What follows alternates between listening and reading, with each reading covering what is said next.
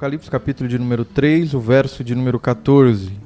E ao anjo da igreja de Laodiceia escreve: Isto diz o Amém, a testemunha fiel e verdadeira, o princípio da criação. Conheço as tuas obras, que nem é frio e nem quente. Quem dera que fosses frio ou quente. Assim, porque és morno e não és frio e nem quente, vomitar-te-ei da minha boca. Como dizes, rico sou, estou enriquecido, e de nada tenho falta, e não sabes que és um desgraçado, e miserável, e pobre, e cego, e nu.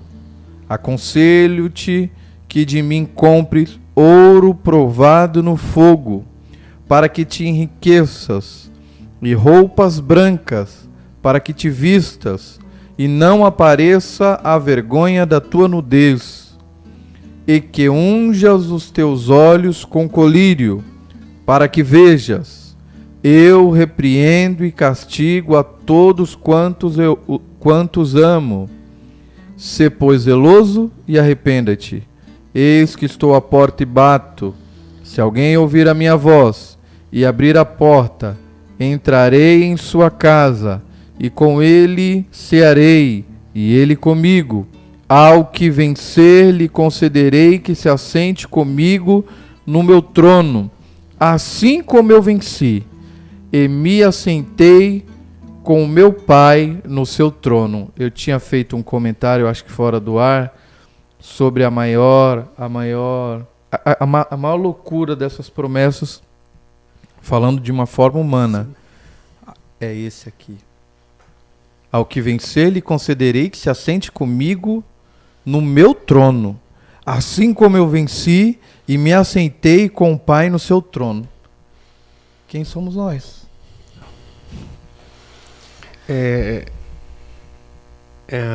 Essa carta ela acaba fechando a destinação, né, das cartas, das exortações, admoestações que Cristo acabou dirigindo a essas igrejas, que representam, só para a gente puxar, representam a totalidade da igreja. Não haviam apenas 7 cartas, e eu vou falar assim, choca na forma humana, obviamente, que a última carta ela não contenha elogios, né? Depois de tantas igrejas sendo elogiadas, sempre tem alguma coisa aqui, ó, tem elogio, tem crítica, esse daqui tem só elogio, esse daqui tem só elogio, e a gente chega a uma carta destinada a uma igreja, não é para fora, é uma igreja que ela não tem nenhum elogio, é uma igreja. Então, quando a gente falou lá da igreja de Corintos, né, que é talvez uma das igrejas que aparece ali umas questões mais complexas, mas a igreja de Corintos tinha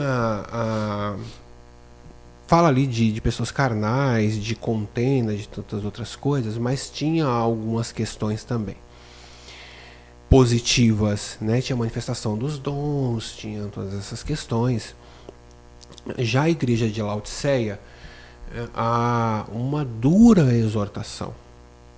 E aqueles que dizem que as igrejas representam tempos ou períodos, eles procuram contextualizar com a igreja de hoje. E aí aqui eu faço um parêntese, eu vou falar como ouvi essa semana e como está escrito aqui, digo eu, não o Senhor. Essa contextualização, acho que ela precisa ser feita com muito cuidado, né? Porque olhando para a igreja hoje, a gente vê virtudes na igreja, a gente vê a igreja caminhando, a gente vê grandes homens de Deus, a gente vê essas questões aparecendo. E essa igreja aqui, ela cometeu talvez um dos grandes erros. É uma igreja que acaba, a partir do local que ela está estabelecida, essa igreja acaba se tornando autocomplacente, e muito por causa do ambiente onde ela está instalada. Então nós estamos aqui na cidade de Praia Grande e a gente precisa observar, mas ao invés de nós sermos um exemplo para a cidade, estou falando enquanto igreja, nós não podemos tomar aquilo que a cidade tem, que é contra a palavra, e fazer com que isso seja o caminho que a igreja percorre. Isso não pode ser feito. Uma coisa é uma coisa, outra coisa é outra coisa. Só que essa igreja ela está estabelecida em uma cidade extremamente rica. Uma cidade que, após ser destruída, não precisa da ajuda do império, não precisa da ajuda de ninguém para se reconstruir. Ela tem capacidade de se reconstruir. Ela tem moedas, ela tem ouro, ela tem prata, ela tem escola de medicina, ela tem tudo. E essa cidade ela cai em um dos grandes erros que a gente falou no começo, que é a arrogância. E essa arrogância, ela acaba alcançando a igreja. Ela acaba alcançando a igreja. Nós estamos falando para uma igreja. A carta é destinada a uma igreja. A gente acaba fazendo, às vezes, muito dessa separação, né? A igreja verdadeira, a igreja falsa. A gente faz, não, se é assim a igreja falsa, se é assim não, então não é igreja. A igreja é só essa daqui, verdadeira. Essa carta é endereçada para uma igreja. E quando a gente olha o contexto, a gente se assusta. Jesus não falou assim, escreve ao anjo da falsa igreja. Não, ao anjo da igreja de Laodiceia. E o que estava acontecendo naquela igreja? Ela pegou o pior que existia da cidade e acabou tomando para si essas coisas. Então, uma cidade rica, uma cidade arrogante, uma cidade autocomplacente, uma cidade que fala assim, eu não preciso de ninguém, eu posso bancar a minha reconstrução, não importa o que vier, eu posso. Talvez esse seja um dos piores erros para um cristão, é a arrogância. E esse sentimento de que eu posso, e eu faço, e eu aconteço. Porque ele, mais uma vez, a gente já tratou isso ao longo das outras igrejas, ele acaba colocando Cristo de forma secundária na vida dele, né? Então, eu tenho dinheiro, isso hoje em dia tem se tornado muito presente, principalmente na Europa, né? Você pega países mais ricos e eles acabam... hoje a Europa é considerado um país, ou um continente, melhor dizendo, pós-cristão. Então você pega o berço ali da Revolução Protestante, você pega ali onde grandes pregadores acabaram, a partir da Europa, indo para o mundo inteiro pregar. E hoje, a partir de várias questões, a Europa está na arrogância. Não preciso de Deus, eu tenho dinheiro. E Deus e dinheiro não tem essa relação. Eu tenho dinheiro, não preciso de Deus. Não tem absolutamente nada a ver. O rico, ele é tão carente de Jesus como o pobre. Porque Jesus veio para salvar o pecador. Jesus veio para transformar vidas. Jesus veio para dar algo que ninguém pode dar, que é salvação. Não tem quem possa dar salvação. Não existe. Eu vou comprar. Não existe isso. Era uma prática que ocorria, a musiquinha, né, enquanto a moeda cai no cofre, a alma sai ali do purgatório. Todas essas questões que tinham. Não existe isso. Salvação é só em Jesus. Então esses cristãos, eles pegaram o que de pior existia nessa cidade de Laodiceia, que era a arrogância, se vestiram dela e a partir disso começaram a caminhar. E essa cidade, né, trazendo um pouco da contextualização, Jesus acaba usando tudo que há nessa cidade para exortar a igreja. Então quando ele diz assim, olha, assim diz o Amém, então, falando assim diz o Deus de verdade. Deus não precisa se apresentar como Deus de verdade.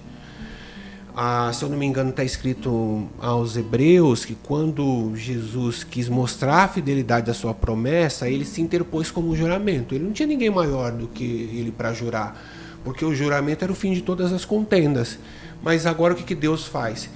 Querendo mostrar para Abraão a fidelidade da sua promessa, ele se interpõe por juramento, porque aí duas coisas imutáveis sustentam isso. O Deus que não pode mentir e não tem ninguém acima dele. Ele se interpõe como um juramento para provar sua fidelidade.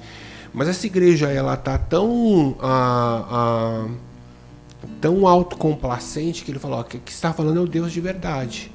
Aqui quem diz é isso diz o amém. Aqui o sentido é eu sou o Deus de verdade. Então há uma questão de cauterização tão grande que é necessário que seja enfático quem é que está falando. Quem está falando é o Senhor. E mais para frente a gente vai ver que há essa necessidade porque tudo está acontecendo na igreja, mas literalmente Jesus está do lado de fora. Então está acontecendo, a gente pode fazer aqui uma contextualização assim, está acontecendo culto, está acontecendo pregação, está acontecendo louvor, está acontecendo oferta, está acontecendo todas essas coisas, mas onde está Jesus? Não, Jesus não está aqui. Então isso mostra uma coisa extremamente grave, o perigo de fazer culto sem Cristo. Parece algo surreal. Mas você faz culto sem Cristo. É verdade. Como é que você pode fazer culto sem Cristo? Essa igreja faz culto sem Cristo. Essa igreja faz ceia sem Cristo. Então olha o perigo da arrogância. Sim. E aí essa cidade traz todas essas questões, então ele reitera, o seu testemunho é fiel, verdadeiro, o princípio da criação. Quando fala princípio da criação, só um parênteses para a gente voltar para essa linha, o princípio da criação às vezes é entendido como Cristo tendo sido criado em algum momento. Não é isso, não é isso. É que tudo é a partir de Cristo. A nossa mente não consegue alcançar isso, não tem jeito. Mas você busca na eternidade passada e você vai voltando, o que é uma dificuldade dos que defendem que há uma evolução das espécies, tudo. Você vai conversando com eles e fala assim, tá bom, mas e antes disso? Chega uma hora que não tem uma explicação. Não tem, eles não conseguem explicar. Não, mas e aqui? Não, isso aqui simplesmente acontecia. Eles não conseguem explicar. Mas falando de Cristo, você volta e você vai à eternidade passada. E o mais longe que a sua mente conseguir alcançar, Cristo já existia, Cristo já estava lá. Cristo já era Deus, Cristo já era o Senhor. Então, você vai voltando. Então, quando fala assim, o princípio da criação é o que está escrito em Colossenses, é tudo a partir dele, tudo é por Cristo e para Cristo. Eu preciso glorificar a Deus por isso. Glória a Deus. Aleluia. Porque Cristo é maravilhoso.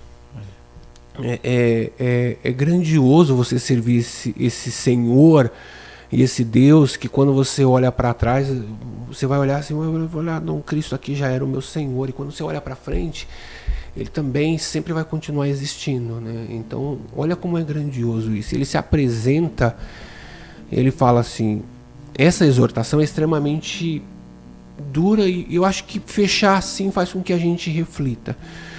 Vocês não são frio e vocês não são nem frio nem quente. Era melhor que vocês fossem frio ou quente. E aí fala dessa questão dessa monidão. Historicamente, a cidade de Laodiceia, ela precisou buscar água em outros lugares ali na sua entrada, então de lugares distantes. Hoje, se você for lá, você ainda vai ver alguns canais e essas águas vinham de outros lugares termais e águas quentes, mas quando chegavam lá, elas chegavam a aproximadamente 35, 40 graus. Então elas saíam do lugar lá que eram águas quase que fervendo, chega aqui 35, 40, então essa água morna. Os viajantes chegavam ali na cidade, mesmo morrendo de sede, quando eles iam beber água, o que causava? Ânsia de vômito. Então eu tô com sede, mas quando eu coloco essa água morna na boca, eu tenho vontade de vomitar. Porque não é nem quente nem frio, é uma água morna, né? A gente usa água fervendo para fazer café, fazer chá, fazer tudo, água gelada para a gente beber, mas quem é que toma água morna? Não toma. Então há essa comparação, você não é nem para cá nem para cá, você é complacente, você está aqui, você é morno, você é indiferente, e a indiferença ela é algo muito perigoso. Sabe o tanto fez como tanto faz? Sim. Não, tanto fez, tanto faz.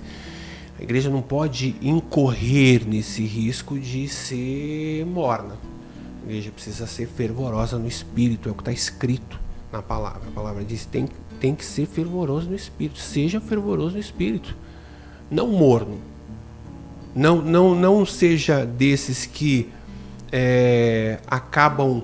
eu vou usar uma metáfora que a gente acaba utilizando bastante, né? Como o chuchu, que é onde encosta acaba pegando o gosto. Ele não tem um gosto assim próprio. E a igreja não pode ser assim.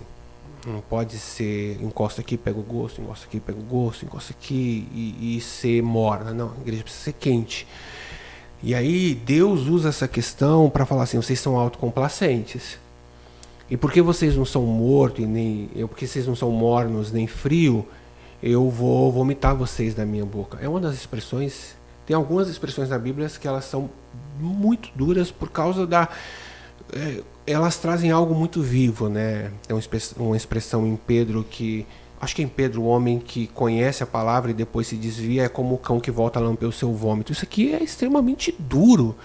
Ou como a porca que volta a se sujar. São expressões que fazem você pensar da seriedade de servir a Cristo e como Deus aqui, a partir da questão da cidade, traz algo muito duro. Muito. Imagina esse Deus eterno falando assim: eu vou vomitar vocês. Não é uma situação agradável, é uma situação muito dura. E essa igreja que está prestes a ser vomitada é porque ela diz assim: olha, eu sou rico, que era uma questão da cidade, eu estou enriquecido, eu não tenho falta de nada.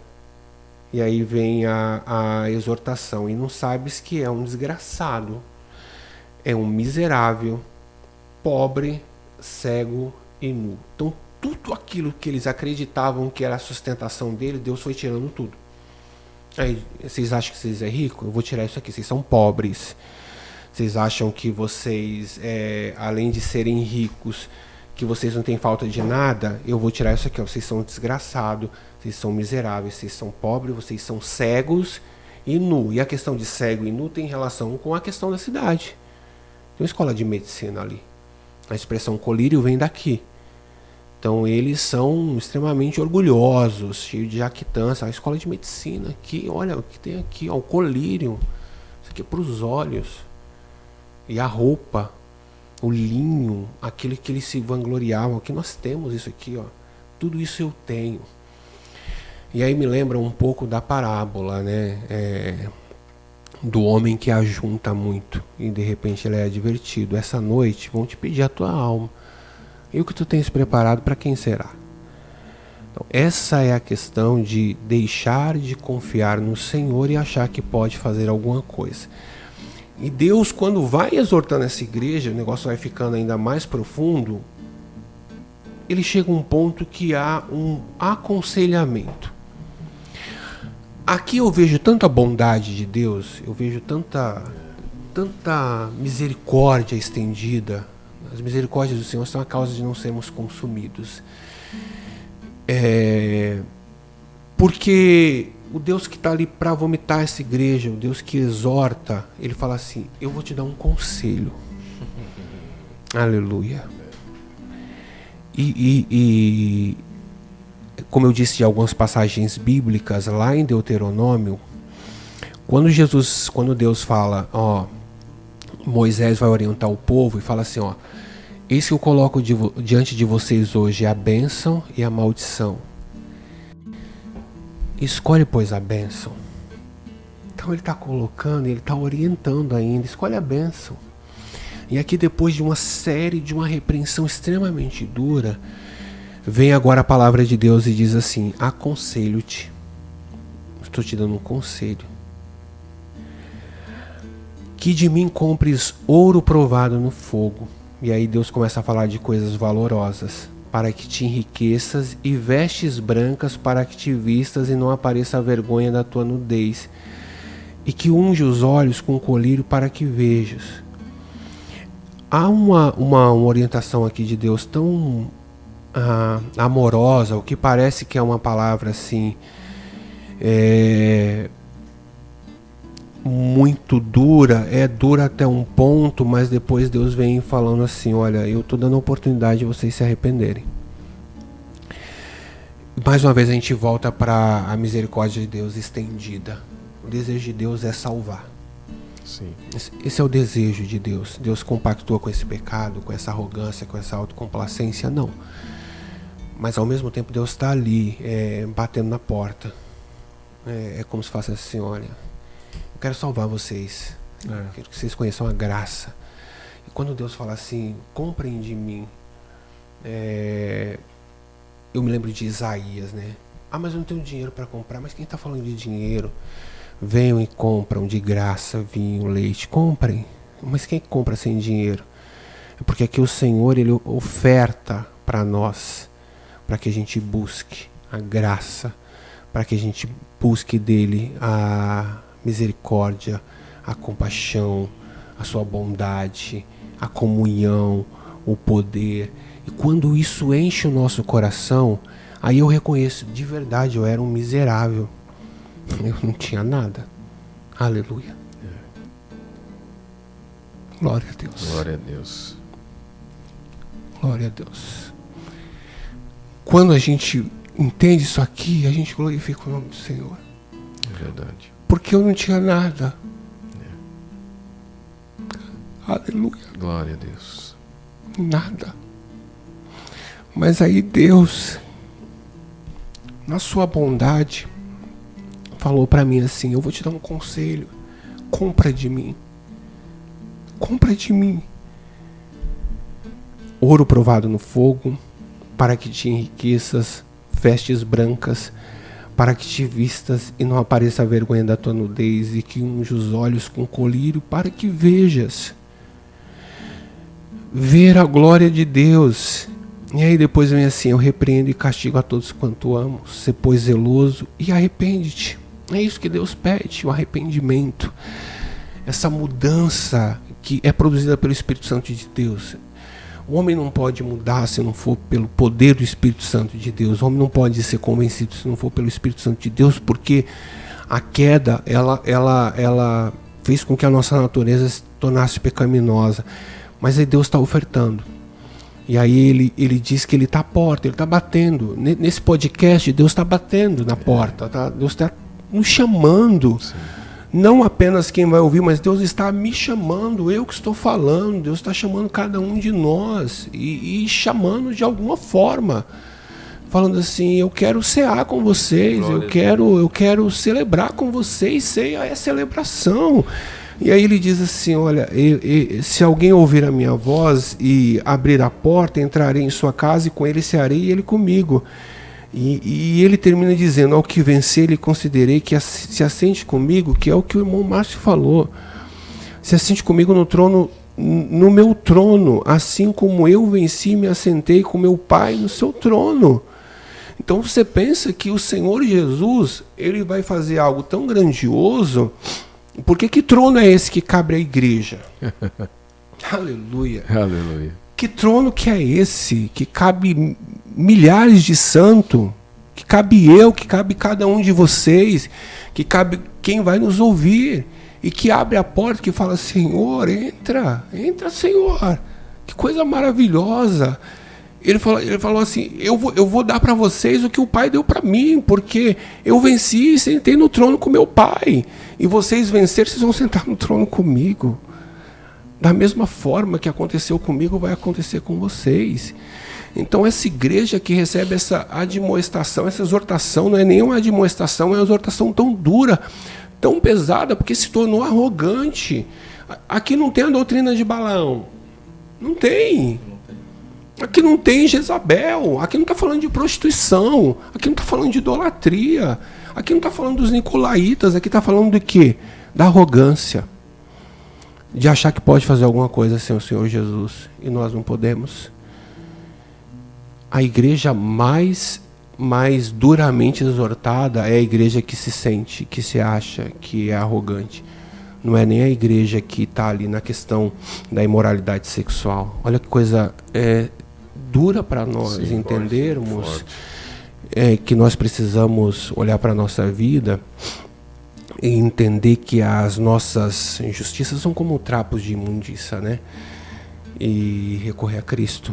É Ele que vai nos colocar sentado com Ele nesse trono. É Ele que vai nos dar essa recompensa E todas as igrejas elogiadas ou exortadas, ou ambas, elas têm uma recompensa.